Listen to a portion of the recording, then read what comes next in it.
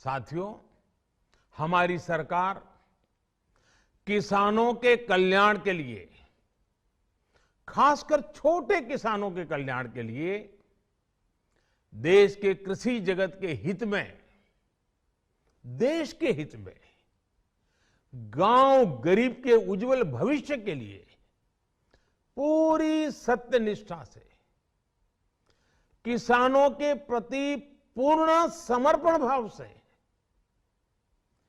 नेक नियत से ये कानून लेकर आई थी। लेकिन इतनी पवित्र बात, पूर्ण रूप से शुद्ध किसानों के हित की बात, हम अपने प्रयासों के बावजूद कुछ किसानों को समझा नहीं पाए।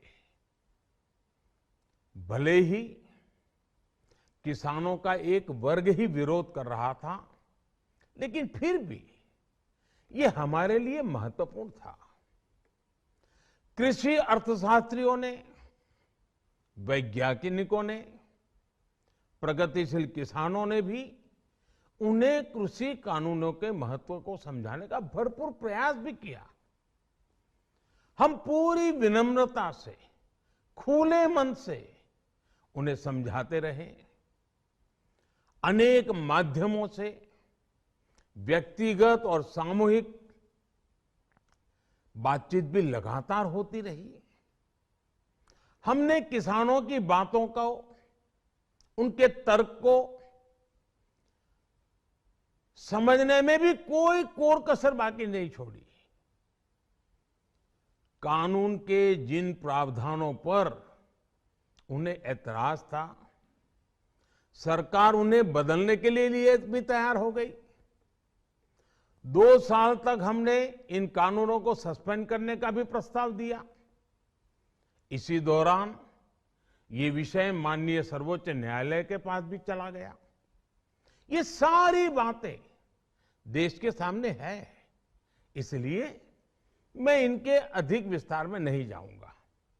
साथियों, मैं आज देशवासियों से क्षमा मांगते हुए सच्चे मन से और पवित्र हृदय से कहना चाहता हूं कि शायद हमारी तपस्या में ही कोई कमी रही होगी, जिसके कारण